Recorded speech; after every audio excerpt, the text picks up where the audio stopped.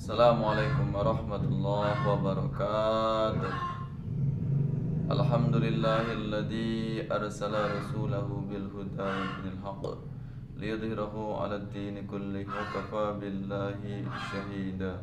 Asyhadu an la ilaha illallah wahdahu la syarika lah wa asyhadu anna Muhammadan abduhu wa rasuluh.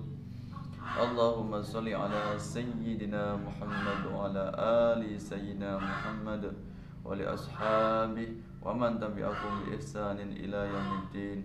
Qala Allah ta'ala fi kitabil karim, a'udzu billahi minasy syaithanir rajim.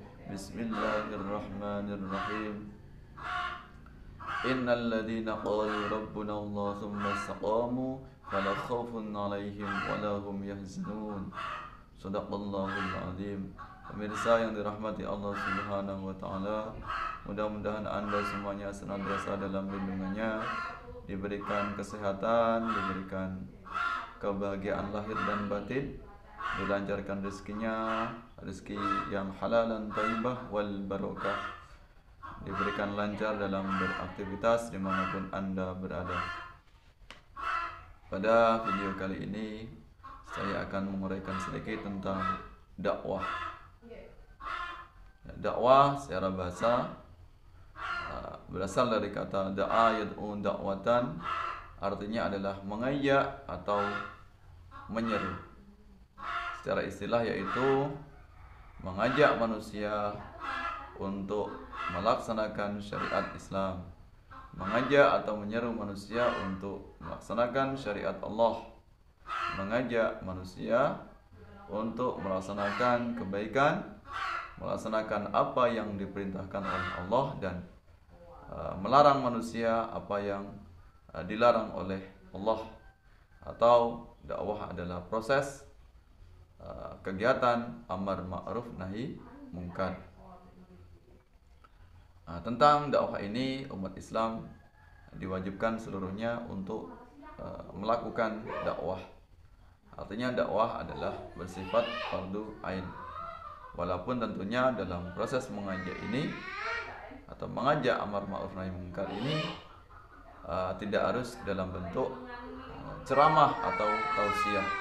Artinya dakwah ini beraneka macam ragam dan bentuknya. Sebuah proses apa yang kita lakukan mengajak manusia untuk mengingatkan tentang Allah, mengajak untuk melakukan kebaikan dan meninggalkan segala hal yang mungkar, itulah yang disebut dengan dakwah. Jadi dakwah tidak harus identik dengan ceramah atau tausiah agama. Kita bisa mencontoh bagaimana Rasulullah SAW, Nabi kita, telah sukses dalam melaksanakan dakwah. Dakwah yang bersumber atau berasal dari Mekah, kemudian menyebar ke berbagai penjuru dunia yang dikumandangkan oleh para sahabat, sehingga Islam menyebar luas sampai ke berbagai macam wilayah, bahkan sampai ke Nusantara. Itu tidak lepas dari bagaimana kegigihan Rasulullah dan para sahabat untuk mendakwahkan Islam dengan cara ikhlas, dengan kerja keras, dan tentunya dengan cara yang damai.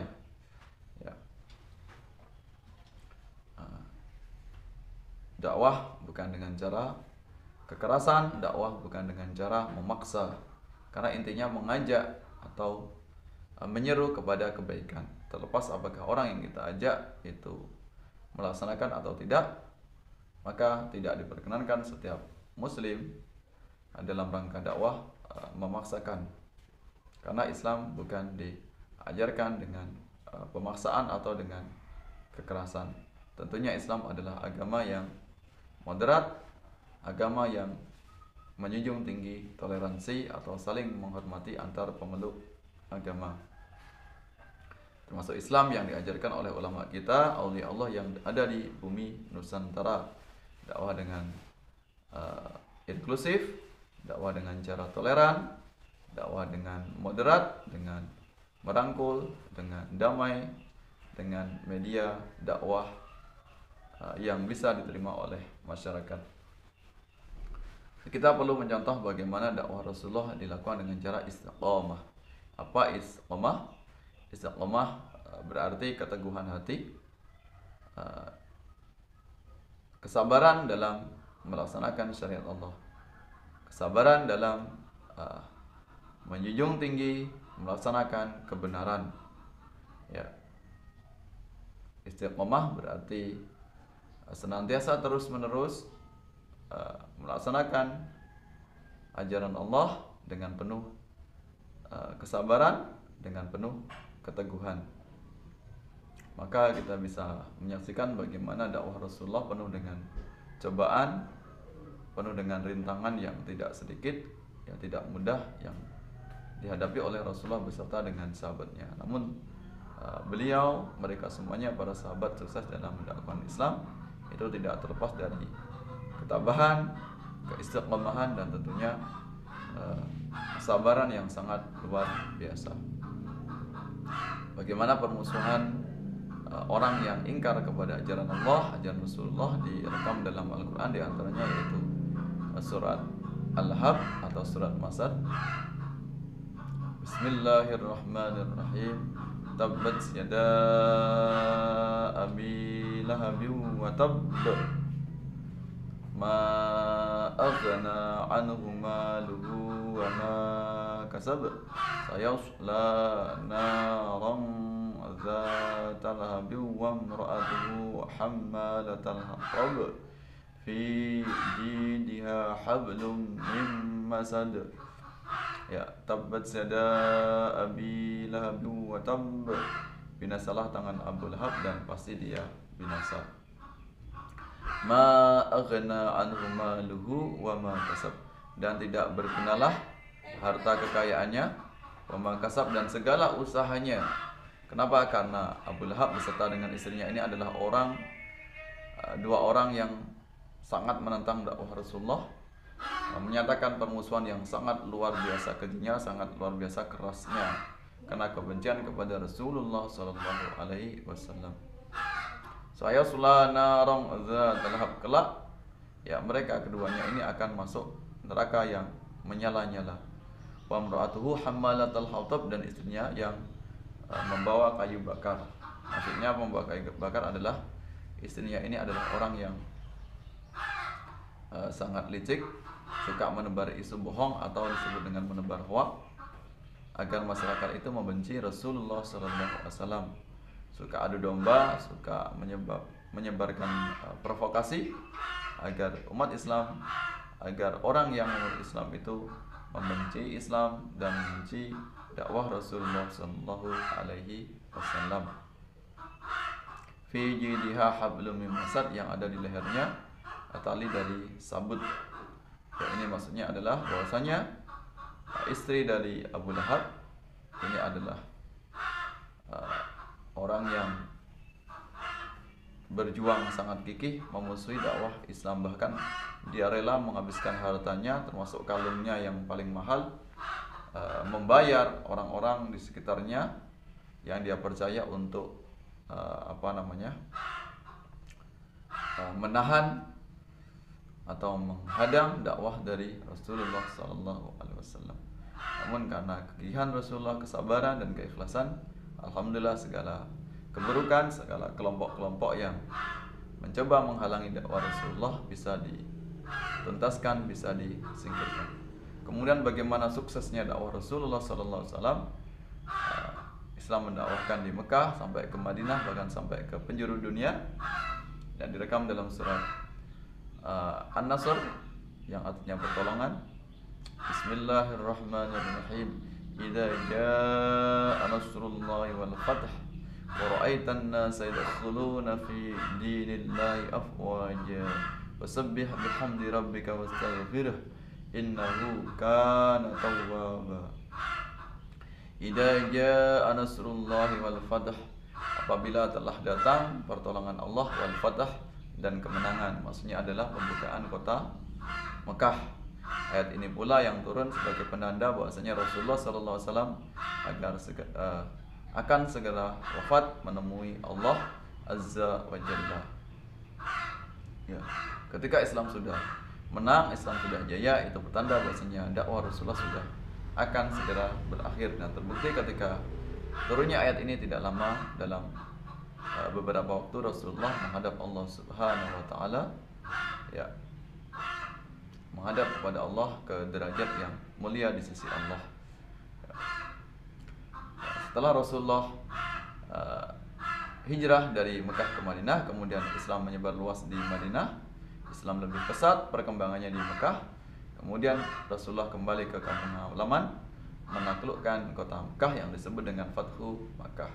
Namun Rasulullah menaklukkan kota Mekah dengan cara yang damai, bukan dengan cara kekerasan, sehingga seluruh orang-orang yang membenci Rasulullah dulunya ketika Rasulullah berada di Mekah bisa diampuni dan mereka bisa menerima Islam dengan lahir dan batin dengan penuh keikhlasan.